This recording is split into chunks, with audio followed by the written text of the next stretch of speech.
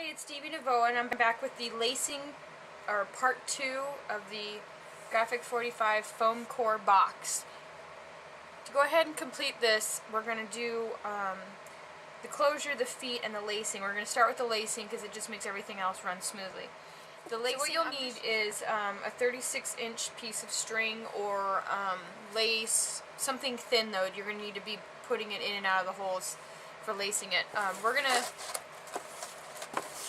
There's also other things you can do too, which I didn't mention in the previous. On the holes, you can also put in eyelets, and that just makes it look a little bit fancier. I don't have any eyelets, so we're just going to use what we got. So the first thing you want to do, and it doesn't matter which side of the box you start on, but the first thing you're going to want to do is make sure that you're going to tie this similar to lacing a shoe, or corset lacing, however you want to picture it in your mind. So you're going to make sure that your loop is on the inside of your box, your starting loop, okay? Okay, just like that. See how that starting loop is right on the inside. So if you were to close the box, there's no loop yet, okay? The next thing you're going to do is you're going to crisscross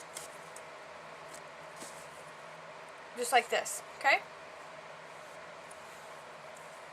So I'll put my bottom string crisscross to the top, and my top string crisscross to the bottom. And I just kind of shove a little bit into the hole there, and then I'll open up the box, and then you'll see the two tails here. And you just pull those together, and then you'll have your first crisscross. Sorry, I'm getting stuck here. You have your first crisscross on the outside. Okay? So we're just going to continue doing that. This time we're going to go from the inside to the outside. So we're going to take the inside bottom and crisscross it over to the top. I'm just going to pull it through and down because it's just easier this way for me. Then we're going to crisscross the top to the bottom, the next hole, and we're going to pull it down. Okay? Now we've created the crisscross also in the middle. See that? We're going to come back out to our outside. Sorry, this is not a very camera-friendly tutorial. We're going to take the top, crisscross down to the bottom. We're just going to feed a little bit of the tail through the hole. Then we're going to take the bottom and we're going to crisscross that through the top. Again, feeding just a little bit through the hole. Open the box out, grab the two tails, pull them together. Okay, we're just going to continue on this route. So we're going to feed the bottom crisscross to the top, through the middle, feed it over to the hole, pull it down. Now we have two. Close the box, and we're just going to continue on. We're going to go from the top to bottom, just feeding a little bit of the tail into the hole. Bottom to the top, feeding a little through the hole. Open up the box, grab the two tails. Okay. And we're going to crisscross the bottom. Sorry, I gotta cut mine a little bit. Okay, so we're going to go with the crisscross the bottom to the top, through the hole and down the middle, crisscross the top to the bottom hole, pull it down the middle, close the box, crisscross the bottom, the top to the bottom, just feed a little bit of that tail through, and the bottom through the top, feed a little bit of that tail through. Open the box, grab your two tails, pull them up. Okay, last one, crisscross bottom through the top, crisscross top through the bottom, close the box. And I'm just going to go ahead, since this is my last one, I'm going to go ahead and pull tight all my lacing just so it's nice and snug. We don't want it to go anywhere. Now this is what I was telling you before. We're done as far as going one way. You can go ahead and tie it in a little bow here if this is all the thread you have. I like to go back through so that all of these are got crisscrosses through them. So we're going to just go backwards now. We're going to take the top, go through the bottom, feeding a little bit of tail into that hole, and the bottom through the top, feeding a little bit of that tail into the hole. We're going to open the box, grab the two tails, and look. See? Now I have two crisscrosses, and that's what I'm going to try to. That's what we're attempting to do by going back. Okay, so now we're going to do this a little bit differently just so I can show you what I'm doing in the camera, or at least try to. We're going to crisscross the bottom through the top hole, and I'm going to pull it through here. Okay, then we're going to crisscross the top through the bottom, pulling the tail out. Okay, hopefully you're seeing this okay. Now I've just turned the box around so that I can work the way I was working earlier. We're going to, tops goes in the bottom, just going to feed a little bit of that tail in.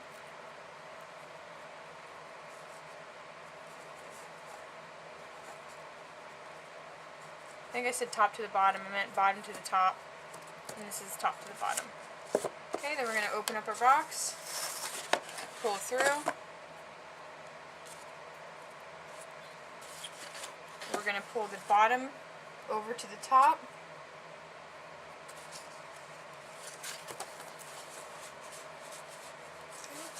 Pull the string out. We're going to do the same thing with the top. Thread it through the bottom. Pull the string tail through. Okay? And we're just going to keep on this road here.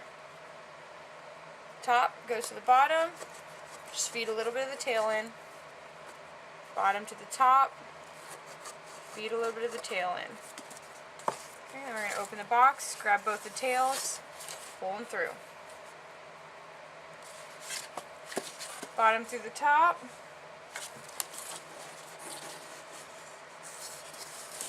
Sorry, I'm losing my box. Top through the bottom.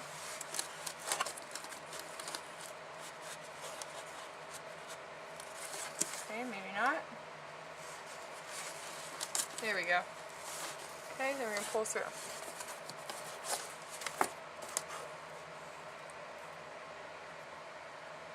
Okay, top to the bottom, crisscross to the bottom, bottom crisscross to the top. Okay, we're going to open our box, grab our tails. Last one.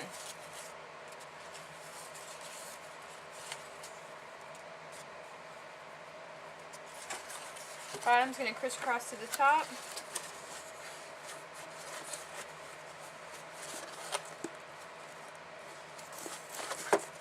Sorry.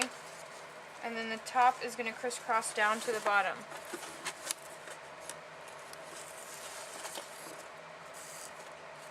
Okay. Now I'm just going to go ahead and close the box. Make sure we're all lined up nice, which it looks like we are. Okay. And now you can see that I am completely crisscrossed throughout the whole thing, and it looks really neat. Now for here, you can do whatever you like. I just like to tie it into a little bow, like you would a shoelace.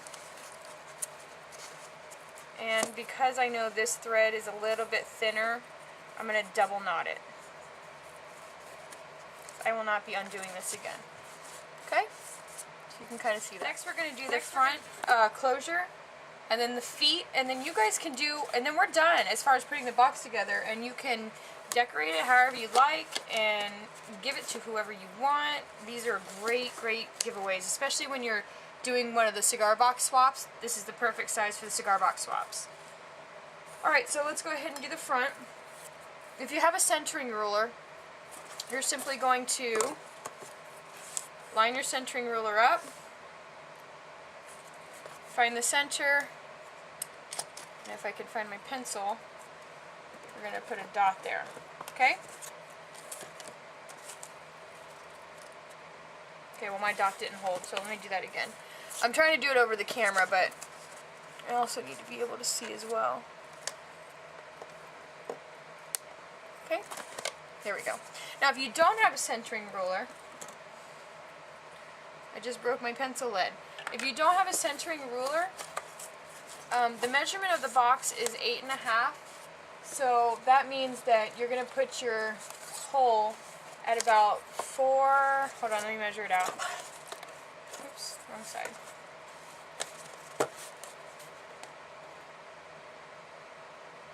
About 4 1/8 inch. Okay? 4 1/8 inch would be your center on for the top portion of the box. Now it's very important that you use a very sturdy glue. I like to use E6000. That is a very, very sturdy glue. If I don't stop throwing everything, sorry. And the piece I'm going to put on the front of this one, I got these from the dollar store in the floral department. They're like called table scatter, I think. And I just like the way it looks. So for this one, where I already have my mark, I'm just going to kind of push that end into that little, to give it a little indentation there. I don't want to push it all the way through though, to the other side, so just make sure you put your thumb in here. But you see I have a nice little creased edge there, okay? Alright, now we're going to do the bottom. We're going to get the ruler back out. And we are going to, I'm going to first line up my centering hole, and then I'm going to pull my center ruler down. And I'm going to put a mark. Oops, I forgot I broke that pencil lead. I can use this. We're going to put a mark, not in the center, but on either side of the center hole. Okay? And if you're using a ruler, oops, sorry, that was loud. And I'm like all hugging up on my camera too, by the way. Okay, so if you're using a center ruler, that'll be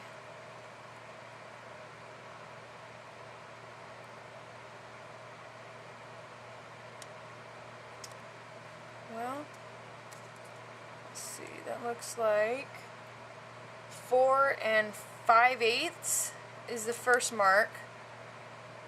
And then the next mark is going to be, I'm sorry, the first mark is 3 5/8. The second mark is 4 5/8. Or you can always eyeball it, you know, here's my center, so here my 2 dots are going to go. Here's where the 2 dots are going to go. I don't know, however you want to do it, whatever is easiest. I try to make it as uncomplicated as possible. Okay, and then we're going to get our hole punch back out, and we're just going to put it over our marked holes and punch. If you have punch. If you have a oh my gosh, what are those called? Not crocodiles. Oh, I can't remember. Oh, the punchy. These things. Oh, what are these things called? And of course, it just says we are memory keeper. Anyway, if you have this, these also have hole punches on them. So you can use this too. Whatever you want. Okay, the next thing you're absolutely going to have is stretchy ribbon. I already have mine pre-cut because these are some of the kits that I'm going to be selling. But you're just going to, it needs to be an elastic piece. Let me see how long this one is.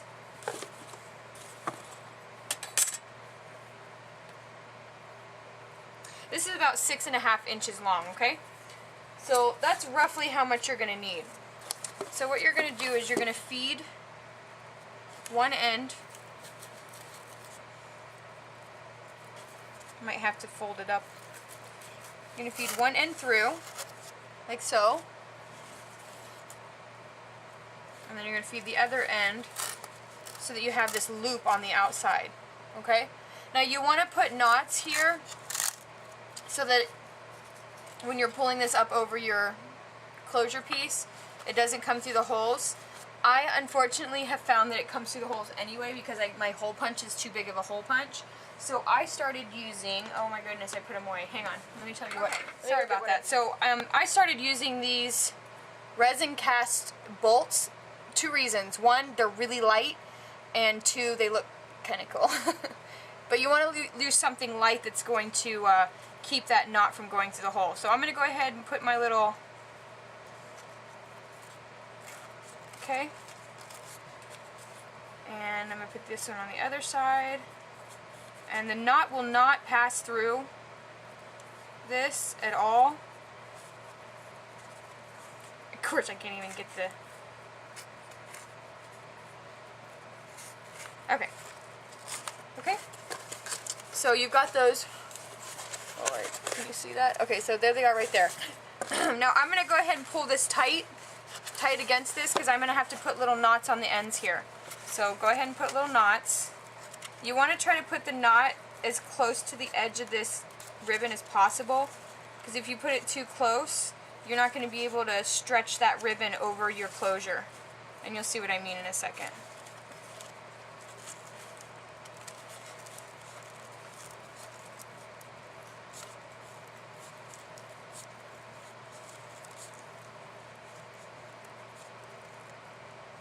Okay, so you want your knot, you see how my knot is just about at the end of, so that when I pull this out, I still got a lot of room. Okay, so let me put the knot on the other side.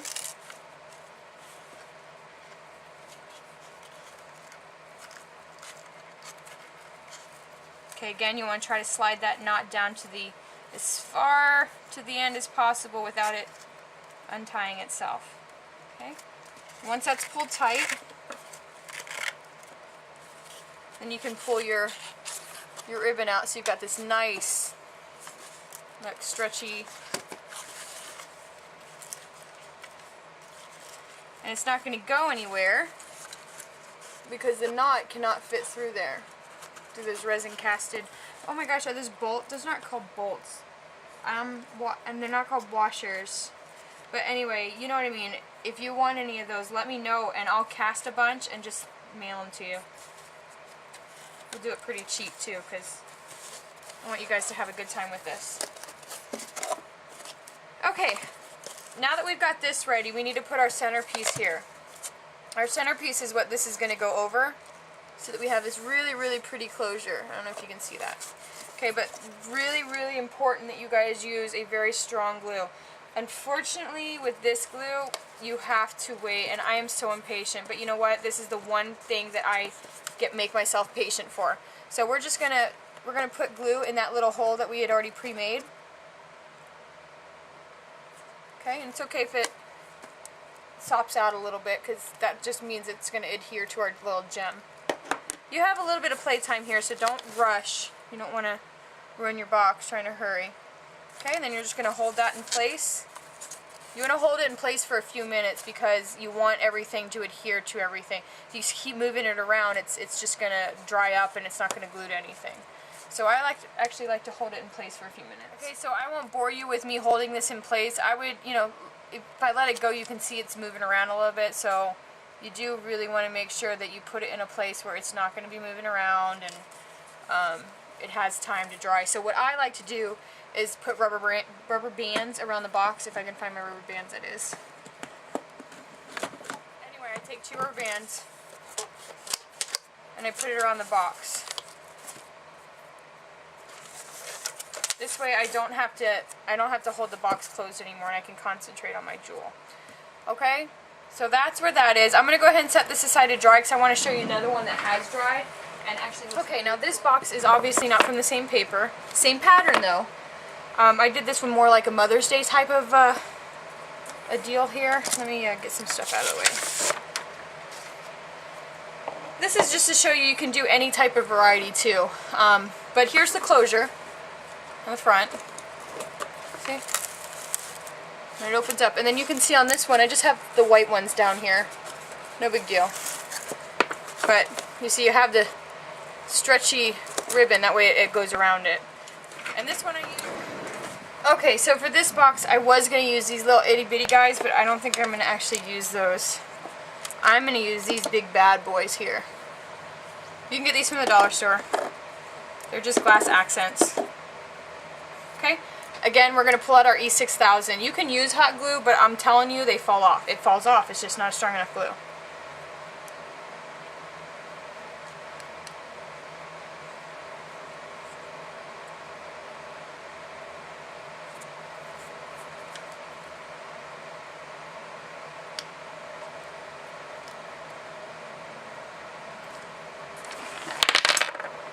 see.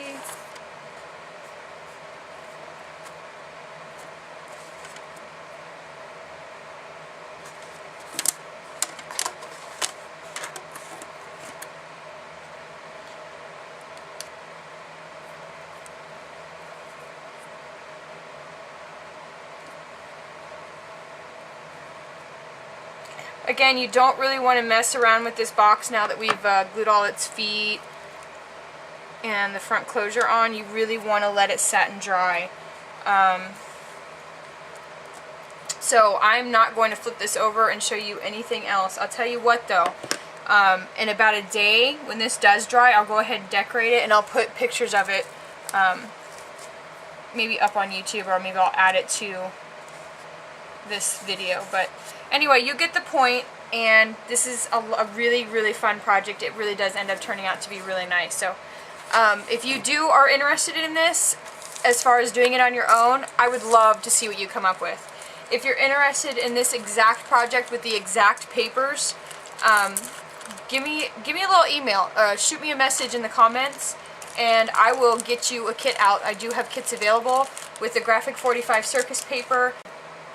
Anyway, thanks for watching, and I do hope that you make this. It is a really fun project. I'm going to have a few more styles coming out here soon. I'm going to make some more videos of the different styles that you can do. There's also, like, there's a recipe box, there's a game box which holds a deck of cards and some dice. There's trinket boxes. So anyway, just subscribe so that you can see which ones come out, when the new ones come out. And leave me a comment if you're interested in a kit, okay? Thank you guys for watching, and I hope you had a great time. We'll see you next time. God bless.